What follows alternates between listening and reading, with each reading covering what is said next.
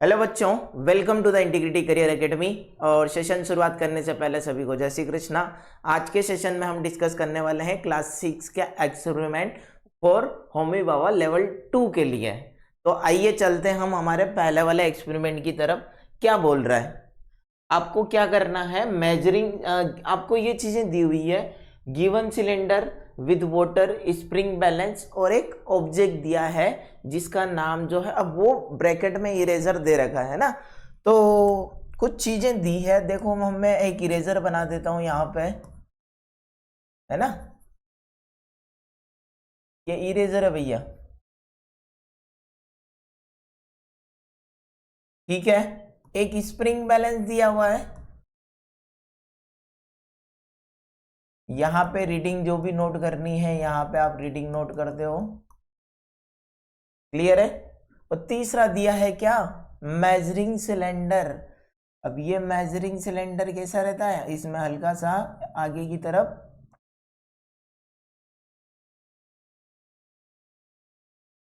ये है ना। अब इसमें ये चीजें दे रखी है, विद वाटर, पानी भरा हुआ है इसमें।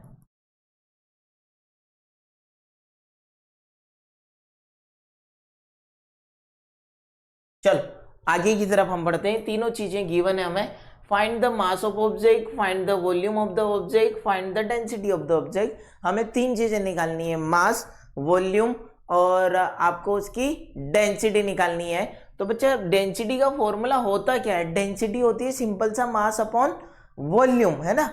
तो जैसे भी इरेजर दिया है, इरेजर को आप क्या करोगे, सबसे पहले इसको जो है होल्ड करने का तरीका, आप यहाँ अपर एंड से इसको होल्ड करोगे, जीरो लेवल सेट करोगे। अगर जीरो लेवल सेट नहीं है, अगर कुछ एरर है तो आपको ऐसी कोई कंप्लेन नहीं करनी है। अगर सिंपल से आपसे हो सकता है तो पहले उसको जीरो एरर को सेट करो या करेक्ट करो, है ना। नहीं है जीरो पे सेट तो अगर 50 पे है तो भी आपको मेजर करना आना चाहिए। जैसे ही मैंने रबर को इसमें हैंग करा तो वो कितना आया है, 50 ग्राम आ गया। कितना आ गया, अगर मास, इसको देखो यहाँ पे मैंने इस रबर को हैंग करके इसका वेट मेजर कर रहे हो हम, है ना। यहाँ पे इस रबर का हमने वेट मेजर करा तो रीडिंग आ रही है बच्चे कितनी, 50 ग्राम। मतलब इसका जो मास है वो कितना है, 50 ग्राम है ना। फिर आ रहा है मेजरिंग सिलेंडर। अब इससे क्या चीज प्रूफ होगी, पहले इसका इनिशियल लेवल आप चेक कर लो।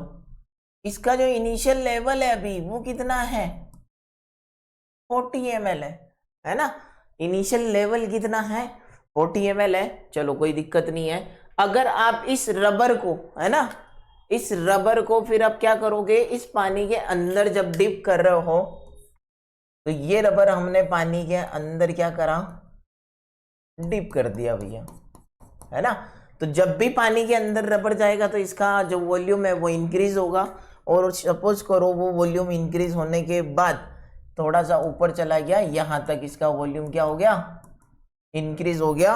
और ये रीडिंग जो है, ये रीडिंग भी आप क्या कर लो, नोट कर लो, कितनी आ रही है, 45 ml, है ना।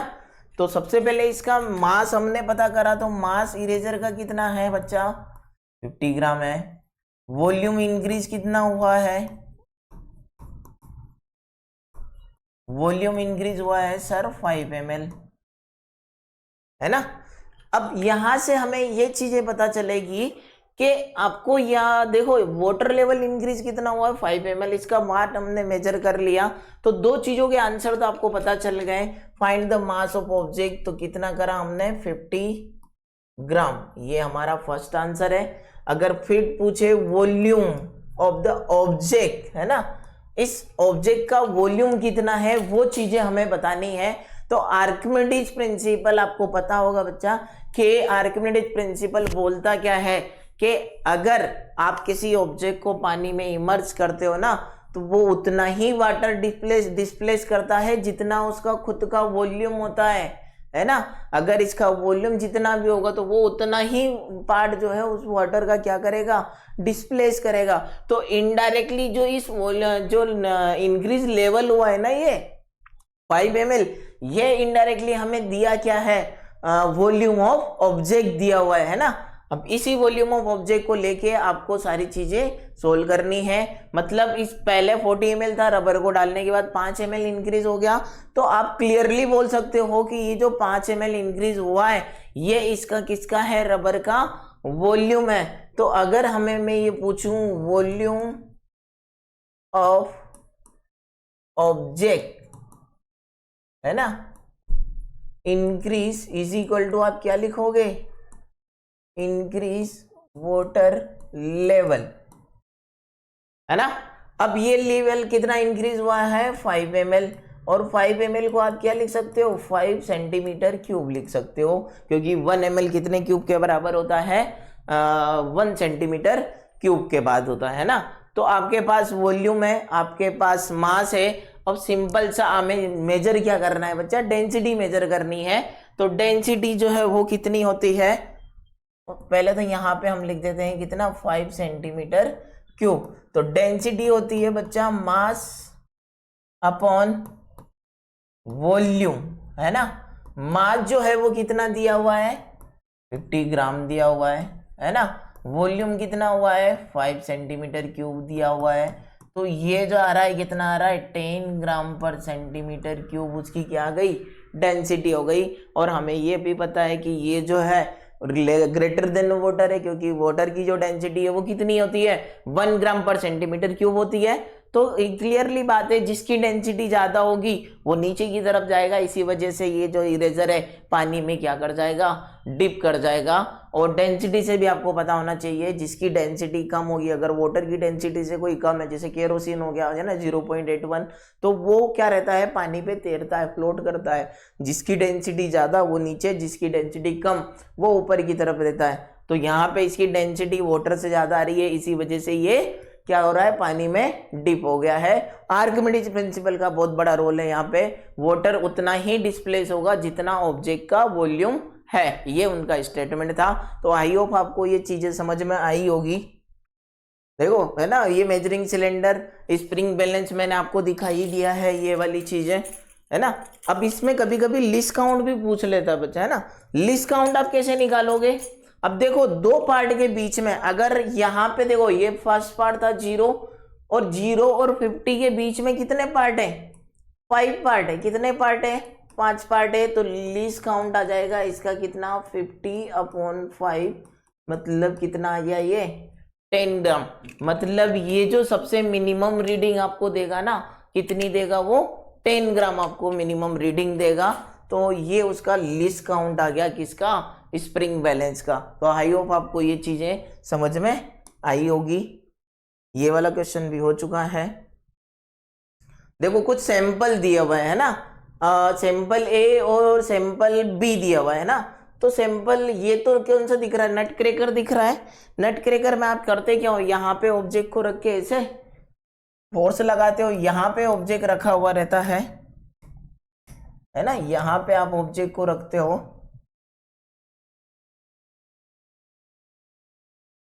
यहाँ पे, और फिर उसको क्या करोगे आप, ऐसे यहां से क्या लगाओगे, फोर्स लगाओगे, मतलब इफर्ट। और ये इसके अराउंड ये रोटेट करता है, तो ये क्या हो गया, फलक्रम हो गया। जहां पे ऑब्जेक्ट रखा रहता है उसको आप क्या बोलोगे, लोड बोलोगे। और ये जो है ये कोल्टोंग्स है, तो यहाँ पे ऑब्जेक्ट रखा हुआ रहता है तो ये लोड, और ये वाली चीजें जो है ये क्या हो गया, फलक्रम। और यहाँ पे आप इसको लगाते हो क्या, एफर्ट, है ना।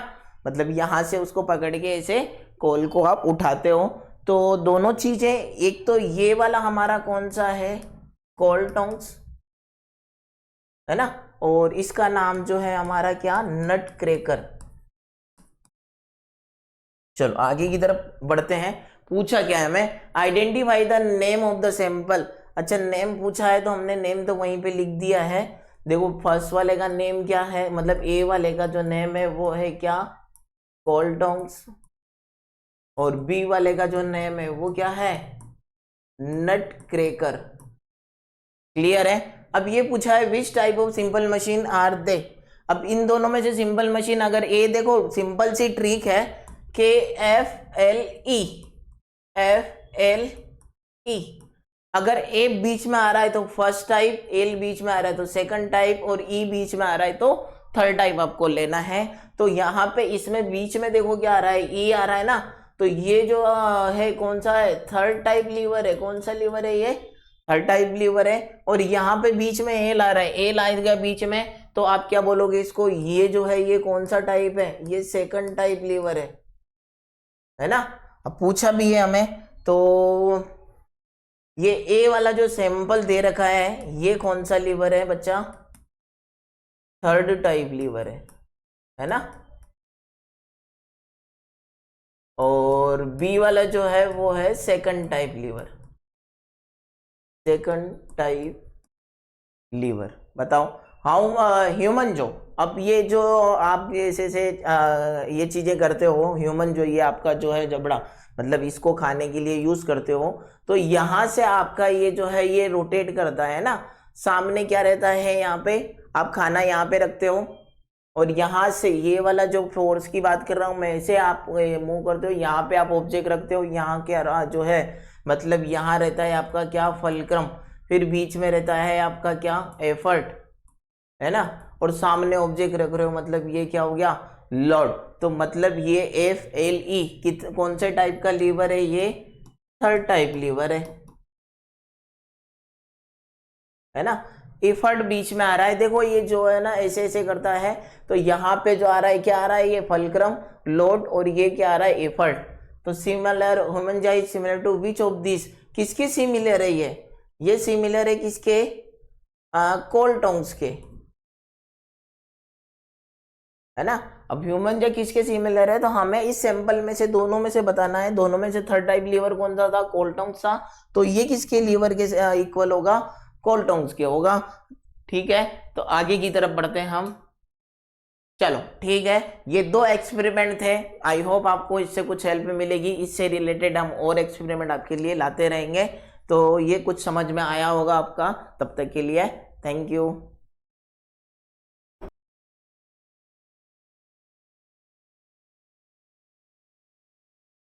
Good morning everyone, welcome to integrity career academy Latur Maharashtra. और जैसा कि हमने आपको कहा था कि हम आपका साथ तब तक नहीं छोड़ेंगे जब तक आपका एग्जाम क्लियर ना हो जाए। लेवल 1 का एग्जाम हो चुका है और बहुत सारे बच्चों का एग्जाम बहुत बढ़िया हुआ है, काफी स्कोर किया उन्होंने, लेकिन वो बच्चे एकदम डरे हुए हैं। I mean, उनको लेवल 2 से ज्यादा डर लग रहा है एज कंपेयर टू लेवल 1। उनके सवाल है कि सर हम कैसे क्वेश्चन को करेंगे, कैसे एक्सपेरिमेंट करेंगे, सर केमिकल को हम कैसे मिलाएंगे, क्या करवाएगा हमसे, क्या बाजू वाले में से हम देख सकते हैं, क्या इसमें का टाइम इसमें यूज कर सकते हैं क्या, मतलब ढेर सारे क्वेश्चन। किट कहाँ से खरीदे, प्रैक्टिस कहाँ से करें। तो आइए हम आपको दिखाएंगे कि पिछले साल में कैसे क्वेश्चन पूछे गए हैं। क्या इतने हार्ड क्वेश्चन पूछे गए हैं कि हमें बहुत ज़्यादा पढ़ने की, बहुत ज़्यादा सीखने की ज़रूरत है, या अगर हमारी बेसिक अंडरस्टैंडिंग है तो भी हम कर सकते हैं। लेट्स सी, चलिए शुरू करते हैं। ये देखिए पहला एक्सपेरिमेंट क्या कह रहा है। पहला एक्सपेरिमेंट कह रहा है pass the green liquid through activated charcoal. अगर आप देख रहे हो तो ये एक लिक्विड है जो कि ग्रीन कलर का है, ठीक है, और इसका कोई तो भी ऑर्डर भी है, मतलब इसके पास स्मेल भी है, क्योंकि आप जब स्मेल करोगे ना स्टार्टिंग में तो आपको स्मेल भी आएगी। तो ये एक लिक्विड है जिसके पास कलर भी है, जिसके पास ऑर्डर भी है। इसको यहाँ फनल की मदद से यहाँ नीचे डाला जा रहा है। यहाँ पे आपको ब्लैक ब्लैक दिख रहा है, ये जो ब्लैक ब्लैक आपको दिख रहा है ये है एक्टिवेटेड चारकोल। क्या है ये सर? ये एक्टिवेटेड चारकोल है। सर चारकोल क्या होता है और एक्टिवेटेड चारकोल क्या होता है? तो देखो चारकोल कार्बन से बनता है, कार्बन के एलोट्रोप में आता है चारकोल। सर एक्चुअली में ये ऐसे बनता है कि जब हम किसी को जलाते हैं बिना एयर के तो वो चारकोल बनाता है। अब एक्टिवेटेड चारकोल, ये एक्टिवेटेड चारकोल एक स्पेशल टाइप का चारकोल है जिसमें बहुत सारे पोरस स्ट्रक्चर है, छोटे छोटे पोर्स होते हैं, और उन पोर्स की वजह से इस चारकोल की एबिलिटी और ज़्यादा बढ़ जाती है, इसीलिए इसे एक्टिवेटेड चारकोल कहते हैं। जब चारकोल पोरस हो तो उसे एक्टिवेटेड चारकोल के नाम से जाना जाता है। तो यहाँ देखो इसके ऊपर इन्होंने ये ना ब्लैक कलर का ये जो मैंने अभी वो कर दिया, यहाँ चारकोल लगाया हुआ है। अब जैसे ही ये इस लिक्विड को दिख रहा है क्या सभी को? जैसे ही ये लिक्विड को इसमें डाल रहा है तो सर यहाँ तो लिक्विड जो हमें दिख रहा है वो तो कलरलेस दिख रहा है, लेकिन सर हमारे पास तो लिक्विड ग्रीन कलर का था। क्या इस चारकोल ने लिक्विड के कलर को एब्जॉर्ब कर लिया? बिल्कुल सही बात है, क्योंकि चारकोल की एब्जॉर्ब करने की, अपने सरफेस से चिपका लेने की प्रॉपर्टी होती है। ठीक है, अच्छा, और इसका स्मेल करोगे ना तो आपको कोई स्मेल भी नहीं आएगी। मतलब सर क्या चारकोल ने उस लिक्विड के ऑर्डर स्मेल देने वाले केमिकल को भी चिपका लिया? हाँ बिल्कुल चिपका लिया। तो देखो ऑब्जर्वेशन ये है कि हमने एक कलरलेस लिक्विड डाला, उससे क्या हुआ, इस चारकोल ने कलर को भी एब्जॉर्ब कर लिया, इस चारकोल ने ऑर्डर को भी एब्जॉर्ब कर लिया। तो नीचे जो लिक्विड आया उसका कोई कलर नहीं है, उसका कोई ऑर्डर नहीं है। ऑर्डर का मतलब होता है स्मेल, स्मेल भी नहीं है। क्या इतना क्लियर हो गया? चलिए अब आगे कुछ सवाल है, इन सवालों का जवाब दीजिए। क्या कह रहा है जरा देखो ना, पढ़ने की कोशिश करो। क्या कह रहा है? Observe the colour of the liquid after passing through charcoal. Charcoal डालने पे क्या लिक्विड के कलर में चेंज आया, डिफरेंस बताइए। तो भैया डिफरेंस सर ये है कि पहले ग्रीन कलर का लिक्विड था और ग्रीन कलर कन्वर्ट हो गया कलरलेस में। यस और नो? हाँ सर, ये तो बहुत आसान है। तो बहुत आसान है तो 1 नंबर मिल गया। देखो ये 1 नंबर का था। ओके आगे देखो, observe the smell of the liquid after passing through charcoal, what difference do you observe? तो सर यहाँ पे ये ऑब्जर्व आया कि पहले ऑर्डर था लेकिन अब वो ऑर्डर लेस हो गया, मतलब इसने स्मेल को भी एब्जॉर्ब कर ली, ऑर्डर भी उसने एब्जॉर्ब कर लिया। तो जैसे ये लिख दोगे देखो 1 नंबर और मिल गया। यस और नो? हाँ सर समझ आ गया। What can you conclude from this? इससे आप क्या कंक्लूड करते हो? ये 2 नंबर का है तो थोड़ा इसमें इंफॉर्मेशन ज्यादा देना। क्या इंफॉर्मेशन दोगे? इंफॉर्मेशन दे देना कि एक्टिवेटेड चारकोल, कि जो हमारा एक्टिवेटेड चारकोल है वो क्या कर रहा है, वो एड्जॉर्ब कर रहा है। सर आपने स्पेलिंग गलत लिख दी एड्जॉर्ब की। एड्जॉर्ब की स्पेलिंग तो AB होती है, नहीं मैं AD लिख रहा हूं, क्योंकि अंदर जब एब्जॉर्ब होता है तो उसके लिए एब्जॉर्बर्स होता है, लेकिन जब बाहर एब्जॉर्ब हो तो उसके लिए एड्जॉर्ब यूज होता है। मतलब बाहर सरफेस से चिपके तो एड्जॉर्ब वर्ड यूज होता है, समझ रहे हो? तो देखो activated charcoal absorb water soluble colour, water soluble colour को भी एब्जॉर्ब कर लिया एंड वाटर सॉल्युबल ऑर्डर को भी एब्जॉर्ब कर लिया। वाटर सॉल्युबल कलर और वाटर सॉल्युबल ऑर्डर दोनों को क्या कर लिया, एब्जॉर्ब कर लिया। इसीलिए ना आप कलर दिख रहा है ना आप ऑर्डर दिख रहा है। यस और नो? क्या ये वाली बात क्लियर होगी? तो जैसे ही आप अगर ये बात लिख दोगे आपको 2 नंबर और मिल गए, 2 3 4 नंबर हो गए। चलो आगे देखो, आगे क्या कह रहा है, what are the allotrope of carbon. अब ये एलोट्रोप क्या होता है, जब कार्बन नेचर में एक से ज्यादा फॉर्म में मिले। क्या बोल रहा हूं मैं? जब कार्बन नेचर में एक से ज्यादा फॉर्म में मिले तो उसे कार्बन का एलोट्रोप कहा जाता है। कैसे? जैसे कि डायमंड। सर डायमंड जो होता है वो कार्बन से मिलकर बनता है तो डायमंड एक एलोट्रोप हो गया। सर हमने तो सुना है कि ग्रेफाइट भी कार्बन से मिलकर बना है तो ग्रेफाइट भी एलोट्रोप हो गया। सर हमने सुना है कोयला भी कार्बन से मिलकर बना है तो कोल भी एलोट्रोप हो गया। हमने सुना है सर चारकोल भी कार्बन से मिलकर बना है तो चारकोल भी एलोट्रोप हो गया। हाँ वो बात अलग है, ये एलोट्रोप थोड़े अलग ढंग के हैं, ये एलोट्रोप थोड़े अलग ढंग के हैं, लेकिन एग्जाम्पल में ये आएंगे। समझ पा रहे हो? डायमंड में भी कार्बन, ग्रेफाइट में भी कार्बन, कोल में कार्बन, चारकोल में कार्बन, तो ये कार्बन के डिफरेंट फॉर्म है ना, इसे एलोट्रोप कहते हैं। क्लियर है? तो सर 1 नंबर और मिल गया, 5 नंबर हो गए। आओ इधर देखो, right the uses of charcoal. Charcoal के ये क्या यूज है? तो जिसने लेवल 2 का एग्जाम अच्छे से दिया है वो बहुत आसानी से बता सकता है कि सर चारकोल का यूज वाटर प्यूरिफिकेशन में किया जाता है। यस और नो? कि सर चारकोल का यूज वाटर प्यूरिफिकेशन में करते हैं। सर हमें एड में, टीवी के एड में दिखाया जाता है कि इस क्रीम के अंदर चारकोल है तो ये आपके बॉडी के उसको ऑयली सब्सटेंस को खींच लेता है, तो क्या मतलब स्किन केयर में भी चारकोल यूज होता है? यस और नो? सर हमें पता है कि चारकोल को हम जला भी सकते हैं कोयले की तरह, तो चारकोल एज अ फ्यूल भी यूज होता है। यस और नो? तो ये चारकोल के एक ही लिखना था, वैसे 1 नंबर का था, तो यहां से 1 नंबर और मिल जाए। क्या पहला प्रैक्टिकल बहुत ज्यादा साइंटिस्ट पूछ रहा था आपसे? नहीं सर, ये तो बेसिक कंसेप्ट है, लेवल 1 की तैयारी में हमने ये पढ़ा हुआ था। तो देखो ना, एक्टिवेटेड चारकोल क्या होता है?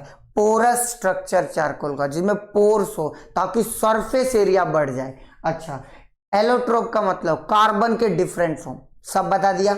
चलिए सेकेंड एक्सपेरिमेंट की तरफ बढ़ते हैं। एक्सपेरिमेंट नंबर 2 महा इजी एक्सपेरिमेंट है। जरा देखो क्या कह रहा है। उसने ना 2 सैंपल लिए वाटर के, ए और बी, मतलब एक वाटर पता नहीं कैसा है उसको नाम दे दिया ए, एक वाटर पता नहीं कैसा है इसको नाम दे दिया बी, और टेस्ट ट्यूब भी लिया हुआ है। ओके, सोप सॉल्यूशन, साबुन का सॉल्यूशन बनाया गया है, और एक सॉल्यूशन जेड बनाया दिया है उसने, हमें नहीं बताया जेड क्या है। 4 चीजें दी। क्या कह रहा है? Take A and B in the separate test tube. कह रहा है ए सॉल्यूशन और बी सॉल्यूशन को सेपरेट टेस्ट ट्यूब में ले लो। ए सॉल्यूशन और बी सॉल्यूशन को कह रहा है सेपरेट टेस्ट ट्यूब में ले लो। ओके, हमने क्या किया? ए और बी सॉल्यूशन को सेपरेट टेस्ट ट्यूब में ले लिया। अब ये टेस्ट ट्यूब तो नहीं है, पर मान लेते हैं, लेट मानने में क्या जा रहा है कि ये हमारा सॉल्यूशन ए है, ये हमारा सॉल्यूशन बी है। यस और नो? ए हमारा सॉल्यूशन ए है, ये हमारा सॉल्यूशन बी है। अब क्या कह रहा है? हमने ले लिया, उसने बोला कि 2 टेस्ट ट्यूब ए और बी में ले लो पानी, ठीक है, ले लिया। उसके बाद कह रहा है add a drop of soap in test tube A and B. कह रहा है, वो कहना चाहता है कि इस ए वाले में भी, इस ए में आप क्या डाल दो? सोप सॉल्यूशन डाल दो, ये सॉल्यूशन की शॉर्ट फॉर्म है, और इस बी वाले में भी सोप सॉल्यूशन डाल दो। डाल दिया। डाल देने के बाद कहेगा ऑब्जर्व करो। तो आप देखो कि सर हम जब ने इसमें हमने साबुन डाला तो कोई फेस, आप लोग फेस बोलते हो ना, लेथर, लेथर मतलब फेस, कोई झाग नहीं बनी सर इसमें। लेकिन सर यहाँ देखो ये बन गया लेथर। लेथर का मतलब होता है फेस। सर हमने पढ़ा है कि जो हार्ड वाटर होता है वो फेस नहीं बनाता, लेकिन जो सॉफ्ट वाटर होता है वो फेस बनाता है। तो हम ये समझ आया, पानी सोप सॉल्यूशन डाल लेने पर एक ने फेस नहीं बनाया, दूसरे ने फेस बना लिया। अब देखो सवाल का जवाब देने की कोशिश करते हैं। कह रहा है ये वही सेम बात है, ऑब्जर्वेशन लिखो। तो हमारी ऑब्जर्वेशन ये है कि जो क्या था, सैंपल है ना, तो हमारी ऑब्जर्वेशन ये है कि sample A does not form लेथर। लेथर का मतलब फेस विद सोप। यही पता चला ना कि जो सैंपल ए है वो फेस नहीं बना रहा है, जबकि यहाँ क्या पता चला? Sample B forms lather with soap solution. Yes और नो? यही देखा ना ऑब्जर्वेशन का मतलब आपने क्या देखा? तो सर मैंने देखा ए वाला फेस नहीं बना रहा है, बी वाला बना रहा है, मैंने लिख दिया। अब कंक्लूजन क्या पता चला? तो सर मुझे कंक्लूजन में पता चला कि ए जो है वो मेरा हार्ड वाटर है। मुझे कंक्लूजन में क्या पता चला कि जो मेरा सैंपल ए है, सैंपल ए हार्ड वाटर है, क्योंकि सर हार्ड वाटर सोप के साथ फेस नहीं बनाते। और जो मेरा सैंपल बी है, और वो सैंपल बी मेरा सर सॉफ्ट वाटर है, क्योंकि सॉफ्ट वाटर सोप के साथ फेस बनाते हैं। तो सर एक बार मुझे ये बता दोगे कि हार्ड वाटर और सॉफ्ट वाटर होता क्या है? बहुत सिंपल है। हार्ड वाटर में होते हैं large number of calcium and magnesium salt. जिसमें कैल्शियम और मैग्नीशियम के सॉल्ट ज्यादा हो उसे हार्ड वाटर कहते हैं। और यहां पे लिखेंगे लेस नंबर ऑफ Ca+2, इस पे ध्यान मत दो, बस ये कैल्शियम है या मैग्नीशियम है, लेस नंबर ऑफ कैल्शियम और मैग्नीशियम सॉल्ट, इसमें less number of calcium magnesium salt है। क्या क्लियर है? क्या कोई डाउट है इसमें? नहीं सर कोई डाउट नहीं है, आगे बढ़ जाइए। आगे क्या कह रहा है? Again take sample A and B in the test tube. देखो अब क्या कह रहा है, ये सैंपल, इसको इसने नाम दे दिया ए और इसको इसने नाम दे दिया लेट सपोज बी। क्या कह रहा है? दोबारा दो सैंपल लो। हमने दोबारा दो सैंपल ले लिए। कह रहा है add Z to both and shake. कह रहा है इसके अंदर एक केमिकल डाल दो जेड वाला और इसमें भी केमिकल डाल दो जेड वाला। डाल दिया हमने जेड वाला। ओके, अब क्या कह रहा है? Add soap solution. अब क्या करो सर कि आप इसमें सोप सॉल्यूशन डाल दो और सर इसमें भी सोप सॉल्यूशन डाल दो। उसके बाद ऑब्जर्व करो सर, ऑब्जर्व करो क्या दिख रहा है। अरे भाई साहब मुझे ये दिख रहा है कि जेड डालने के बाद दोनों में फेस बन रहा है। सर यहां भी फेस बन रहा है, सर यहां भी फेस बन रहा है। तो सर इसका मतलब ये हुआ कि जेड डालने से हार्ड वाटर सॉफ्ट बन गया क्या? पता नहीं। तो हम ऑब्जर्वेशन में लिखेंगे क्या कि sir both sample A and B make lather with soap solution after adding solution Z. Yes और नो? यही कहोगे ना कि सॉल्यूशन जेड डालने की वजह से ए और बी दोनों ने फेस बना दिया। तो मैंने ऑब्जर्वेशन किया कि सर हमने जैसे ही जेड डाला तो दोनों ही फेस बना रहे हैं। ये हमारी ऑब्जर्वेशन हो गई। और इससे अब हम कंक्लूजन क्या निकालेंगे? इससे हम कंक्लूजन निकालेंगे on adding solution Z add करने से क्या हुआ कि sample A which is hard water, जो हार्ड वाटर था, which is hard water, sample A which is hard water convert into soft water. क्या बोला मैंने कि सैंपल ए डालने से जो हमारा हार्ड वाटर था वो सॉफ्ट वाटर में कन्वर्ट हो गया। ये हमने कंक्लूजन लिख दिया। यस और नो? यही लिखोगे ना कि जेड डालने, ये हार्ड था, जेड डालने से ये सॉफ्ट बन गया, तभी तो फेस बना रहा है। तो ये कंक्लूजन हो गया। समझ आया? ओके, अब एक आखिरी सवाल इसमें क्या है? What might be solution Z? What do you think so? आपके हिसाब से सॉल्यूशन जेड क्या होगा? तो मेरे हिसाब से लेवल 1 की तैयारी करने वालों को ये पता होगा कि सॉल्यूशन जेड वॉशिंग सोडा होता है और वॉशिंग सोडा का केमिकल नेम होता है इसका सोडियम कार्बोनेट और इसका केमिकल फॉर्मूला होता है Na2CO3.10H2। हाँ 10 वाटर भी होते हैं। ये वॉशिंग सोडा है जिसकी वजह से हार्ड वाटर सॉफ्ट हो गया। यस और नो? तो यहां से सीखने को मिला हार्ड वाटर सोप के साथ फेस नहीं बनाता, सॉफ्ट वाटर बनाता है। हार्ड वाटर को हार्ड इसलिए कहते हैं क्योंकि उसमें अंदर कैल्शियम और मैग्नीशियम के सॉल्ट ज्यादा हैं। सॉफ्ट वाटर को सॉफ्ट इसलिए कहते हैं क्योंकि उसमें कैल्शियम और मैग्नीशियम के सॉल्ट कम है। क्या क्लियर है? ओके, हार्ड वाटर में जैसे ही जेड डालेंगे वो सॉफ्ट बन गया। मतलब जेड क्या है? सोडियम कार्बोनेट है जिसे वॉशिंग सोडा कहते हैं। चलिए ठीक है, और कुछ है क्या? और कुछ? तो थैंक यू सो मच। आपने देखा एकदम इजी प्रैक्टिकल आते हैं, लोड नहीं लेना, एकदम फ्री माइंड से जाइए पढ़िए। कुछ और पूछना हो तो कमेंट में बताइए, जरूर आंसर देंगे। Thank you so much.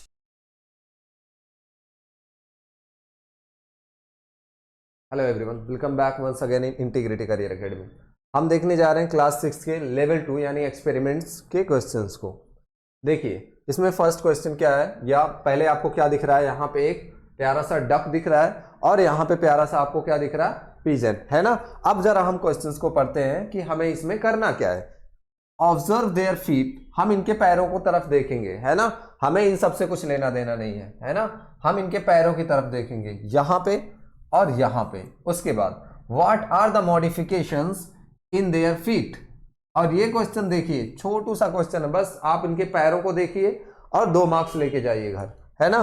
क्या है इनके पैर को, अगर आप डक के पैर को अगर आप देखोगे और इसके पैर को अगर आप देखोगे, आपको क्या क्या मॉडिफिकेशंस देखने को मिल रही है। यहाँ पे जो इसका फुट है ना, उसमें क्या देखने को मिलेगा, इसकी वेब्ड फुट होती है, फीट या फुट जो भी बोल लो आप, ठीक है।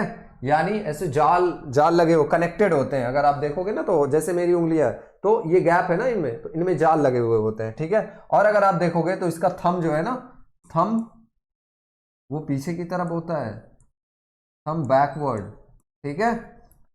चलो ये तो हमने देख लिया। और देखते हैं why does the duck scratch its wings with the beak. अब देखो मॉडिफिकेशंस है इन देयर फीट में, तो है कि एक्चुअल में ये जो होता है ना, ये जो इनका जो थंब होता है वो पीछे की तरफ होता है, बैकवर्ड होता है। उसका सेंस क्या है, उसका मीनिंग क्या है, इससे इनके ग्रिप बहुत अच्छी मिलती है। यानी ये डाल पे बैठते हैं ना, तो इस तरह से उनको पकड़े हुए होते हैं और वो बहुत ईजिली क्या करते हैं, ग्रिप बनाए हुए होते हैं, जिससे वो गिरते वगैरह नहीं है। और ये इस तरह का होता है तो क्या होता है कि उनको तैरने में आसानी होती है, ठीक है। बहुत ईजिली वो तैरते रहते हैं। अगर इस तरह से खुला रहेगा तो पानी वो ज़्यादा लेंगे तो वो ज़्यादा होगा नहीं, और यहाँ पे वेब बना रहता है तो वो पानी ज़्यादा खींचते हैं और वो बहुत ईजिली क्या करते हैं, तैरते रहते हैं। Why does the duck scratch it's wing, आपने देखा होगा डक को अगर, तो हमेशा वो अपने जो विंग्स हैं उनको स्क्रैच करते रहते हैं। इट्स बीक, एक्चुअल में वहाँ से एक ऑयल रिलीज होता है, प्रीन ऑयल जिसको हम कहते हैं, ठीक है। एक लिक्विड होता है जिस वाटर प्रूफ होता है, जो अपने पंखों पे बार बार इस तरह से वो स्क्रैच करते रहते, लगता रहता है, जिसकी वजह से वो वेट नहीं होता है ना, गीला नहीं होता पानी में भी। नेक्स्ट क्वेश्चन क्या है, आइडेंटिफाई एंड क्लासिफाई, है ना। आइडेंटिफाई, पहले आपको देखना है कि वो आइडेंटिफाई करके आपको बताना है कि एक्चुअल में वो है क्या, है ना। उसके बाद फिर आपको देखना है what modification does it show. तो सबसे पहले तो हम क्या करेंगे कि ये है क्या, ये गार्लिक है, ठीक है। और होता कैसा है, ये होता है मोनोकॉट, फ्लावरिंग प्लांट, है ना, flowering plant. What modification does it show, इस ये मॉडिफिकेशंस क्या क्या शो करता है ना। हमें इसके मॉडिफिकेशंस के बारे में बताना है। तो एक्चुअल में इसकी मॉडिफिकेशंस क्या करती हैं, लीव्स इसकी मॉडिफिकेशंस शो करती हैं। वैसे तो और भी मॉडिफिकेशंस होता है, बट मैं सिर्फ आपको लीव्स बता रहा हूं, जो क्या करता है, फूड स्टोरिंग में हेल्प करती हैं, ठीक है, food storing. Observe the root, अब इनका रूट आपको देखना है। अगर आप रूट यहाँ पे देख पा रहे हो तो ये कैसी रूट्स हैं आपकी, फाइबरस रूट है। Which type of root are there, roots generally 2 ही टाइप की होती है, सॉरी फाइबर मतलब होती तो और भी ज्यादा है ना, लेकिन यहाँ पे टैप रूट नहीं पाया जा रहा है, ठीक है। मैं आपको क्या बताना चाह रहा हूँ, बस वो देखिए कि यहाँ पे फाइबरस रूट होती है। नेक्स्ट क्वेश्चन की तरफ हम आएंगे। ये आपको एक्सपेरिमेंट 3 पे कैशू नेट दिया हुआ है, ये बताना identify and classify the sample, है ना। आपको आइडेंटिफाई करना है और क्लासीफाई करना है, ठीक है। तो ये क्या है, हम सबसे पहले, ये आपको वहां लिखा नहीं मिलेगा, ठीक है, ये मिलेगा आपको इस तरह का सैंपल, तब आपको आइडेंटिफाई करना है। अब जब आप इसको देखेंगे तब आप पहचानेंगे कि ये क्या है, कि ये तो यार कैशू नेट है ना। और कैशू नेट कैसा होता है, ये डाइकॉट होता है और फ्लावरिंग प्लांट होता है। तो यही पहचान के हम यहाँ पे लिख देंगे। सबसे पहले तो हम इसका नेम लिखेंगे कैश्यू नट, और ये क्या है, ये एक डाइकॉट है, और ये क्या होता है, ये एक फ्लावरिंग प्लांट होता है, ठीक है, flowering plant. What is special about it, इसके बारे में स्पेशल क्या है, आप देखोगे जो इसका सीड होता है ना, ये आउटसाइड होता है, सीड ना इसका आउटसाइड होता है। और किसी भी जनरली आप देखते हो तो जो सीड होता है ना, जैसे एप्पल का हो गया, इन सब का सीड उसके फ्रूट के बीच में होता है, लेकिन इसका आउटसाइड होता है। अब देखते हैं क्या है, चार्ट ऑफ डाइजेस्टिव सिस्टम यहाँ पे आपको दिया हुआ है। ये पूरा आपका डाइजेस्टिव सिस्टम बना हुआ है, जिसमें यहाँ पे कुछ Q आ रहा है और P आ रहा है, आपको बताना क्या, identify organ P and Q। आपको सबसे पहले ऑर्गन बताना है। तो ये P हमारा क्या है, P अगर आप इस रीजन को अगर आप देख पा रहे हो तो P को हम जनरली क्या कहते हैं और Q को हम क्या कहते हैं, बस यही आपको पहचान के वहां पे लिखना रहता है, ठीक है ना। यहाँ पे देखो यार कितना ईजी है, मतलब ये आपको ऑर्गन, इससे कौन नहीं वाकिफ है ना, ये हो जाएगा हमारा लीवर, ठीक है। और ये हमारा क्या हो जाएगा, ईसोफेगस या फूड पाइप जिसको आप कहते हो, ठीक है, फूड पाइप, फूड पाइप या ईसोफेगस, ठीक है ना। देखो 1 मार्क का है, आपने आइडेंटिफाई कर लिया, आपको 1 मार्क्स मिल जाएंगे। Okay, right their functions. अब यार देखो लीवर का फंक्शन क्या है, लीवर का फंक्शन क्या करता है, ये बाइल जूस क्या करता है, सेक्रीट करता है, जिससे क्या होता है, सेक्रीट, जिससे क्या होता है, जो फैटी सब्सटेंस होते हैं या फैटी जो फूड होते हैं उनके डाइजेशन में हमको हेल्प मिलती है, यानी आप क्या क्या कह सकते हो, फैट को ये डाइजेस्ट करता है, ठीक है, जो फैट या जो ऑयली सब्सटेंस होते हैं। और ये पी क्या है, ये हमारे माउथ से है ना, चलो मैं इधर पे माउथ बना देता हूं, है ना, इसको कनेक्ट कर दिया। अब जो माउथ से जो खाना खाएगा है ना, यहां से फूड होते होते होते होते होते होते होते होते हमारे स्टमक तक आएगा। तो ये क्या करता है, carry out food from mouth to stomach, ठीक है। और इसमें एक मूवमेंट होती है, इस तरह की मस्कुलर मूवमेंट होती है, ठीक है, जो जनरली होती रहती है और जिसकी वजह से फूड नीचे आता रहता है ना। तो ये था आपका टोटल एक्सपेरिमेंट, है ना। Thank you so much.